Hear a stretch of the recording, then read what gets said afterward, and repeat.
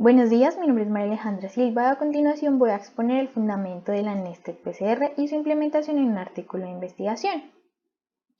La Nested PCR o PCR anidada es una técnica en la que el producto de una amplificación es utilizado como molde para realizar una segunda amplificación con iniciadores que se ubican dentro de la primera secuencia amplificada. Este tipo de PCR tiene la ventaja de brindar alta sensibilidad y especificidad.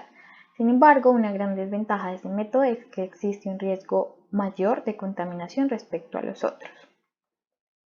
La figura 1 muestra el esquema general de una PCR anidada en la que para este tipo de técnica se tienen dos conjuntos de cebadores diferentes y únicos. El primer conjunto de cebadores se une fuera del ADN diana y amplifica un fragmento más grande y llevan el nombre de cebadores o iniciadores externos. El otro conjunto de cebadores se une específicamente al sitio objetivo en la segunda ronda de amplificación y llevan el nombre de cebadores o iniciadores internos. En esta diapositiva se muestra el ejemplo de una PCR anidada y si se detalla se nota que es exactamente igual, el procedimiento es exactamente igual que en una PCR convencional. Lo único que difiere es que, como se dijo anteriormente, el producto de la primera PCR es utilizado como molde en la segunda PCR. De igual manera, difiere la cantidad de ciclos en cada una de estas PCRs.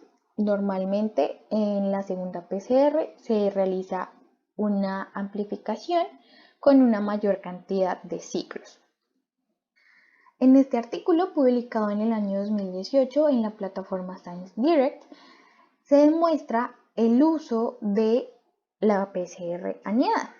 Este artículo lleva por nombre en español el uso del gen de la beta-tubulina para el análisis filogenético del parásito microsporidiano Enterocytoson hepatopenei (EHP) y en el desarrollo de una PCR anidada como herramienta de diagnóstico.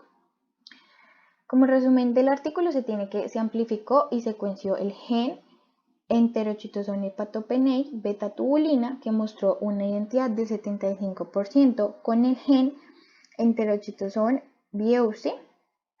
Asimismo, se realizó el agrupado de EHP con Enterocytoson bieneusi y otros dos microsporidios de crustáceos en un análisis filogenético. Finalmente se desarrolló un método de PCR anidado dirigido al gen de la beta-tubulina EHP para una detección sensible y específica.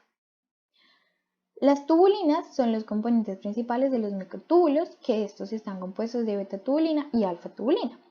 El gen de la beta-tubulina está conservado y tiene suficiente variabilidad para ser útil en estudios filogenéticos y para su uso en protocolos de diagnóstico molecular. En el estudio se secuenció y analizó un fragmento de 870 pares de bases del gen de la beta-tubulina de EHP, que este es un parásito microsporidiano que infecta a los camarones peneídos y se asocia con un retraso del crecimiento, lo cual se ha considerado como una amenaza crítica para la acuicultura del camarón, puesto que causa graves pérdidas económicas en las granjas camaroneras de varios países asiáticos. Los órganos diana de este parásito incluye el hepatopáncreas y el intestino medio, por lo que su infección afecta las funciones digestivas y absortivas, provocando el respectivo retraso en el crecimiento.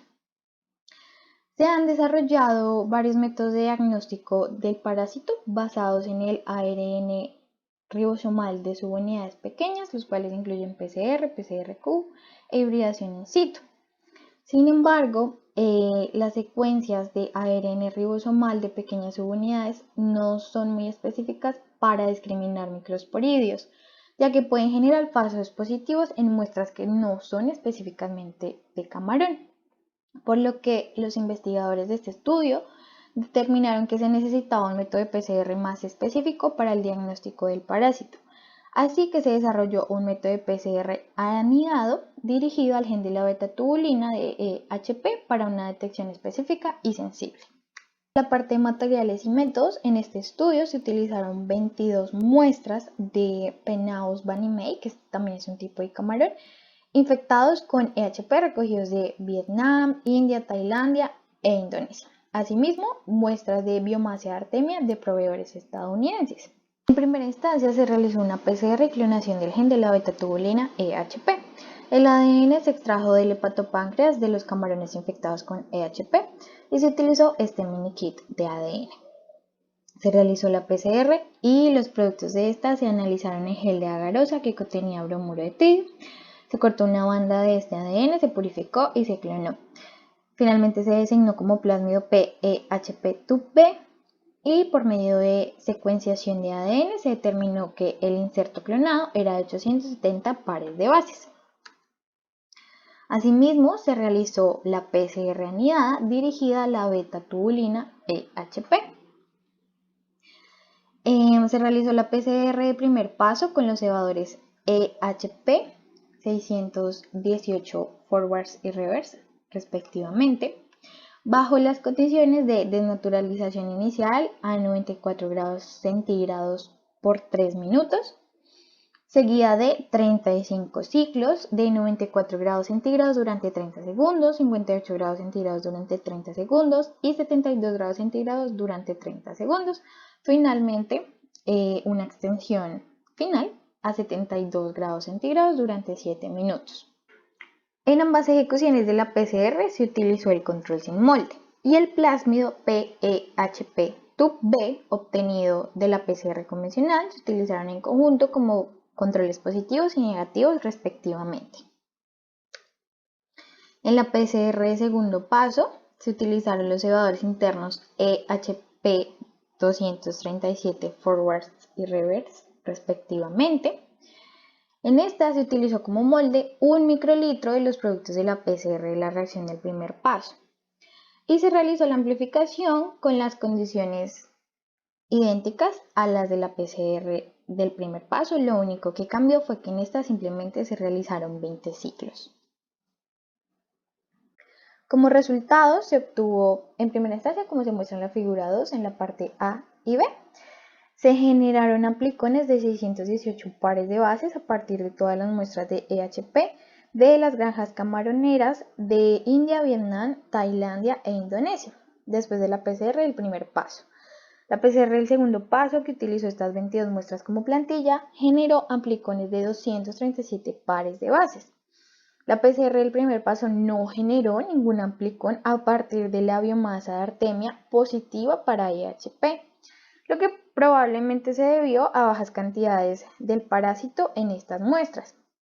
Sin embargo, después de la PCR del segundo paso, se observó un fragmento de ADN de 237 pares de bases en todas las muestras de EHP, incluidas las de las muestras de biomasa de artemia, como se muestra en la parte C de la figura 2. Finalmente, como se muestra en la figura 3, la PCR anidada tuvo un aumento de 100 veces mayor respecto a la sensibilidad determinada mediante la prueba de diluciones en serie de ADN extraído de una muestra de EHP de Indonesia. Finalmente, este estudio concluye que el gen de la beta-tubulina es una diana adecuada porque está conservada, por lo que reaccionará a los aislados de EHP con variación genética. Sin embargo, la secuencia de beta-tubulina es lo suficientemente variable como para producir árboles filogenéticos resueltos, como sucedía en el caso de los de ARN ribosomal de pequeñas subunidades que reaccionaban de manera cruzada con microsporodios que no eran específicos de camarones. El método de detección desarrollado en este estudio se concluye que fue simple, rápido y específico para el parásito EHP y se puede utilizar en diagnósticos de rutina. Finalmente, los resultados de diagnóstico obtenidos por el método de PCR anidado son beneficiosos para el monitoreo de camarones con niveles bajos de infección por EHP. La bibliografía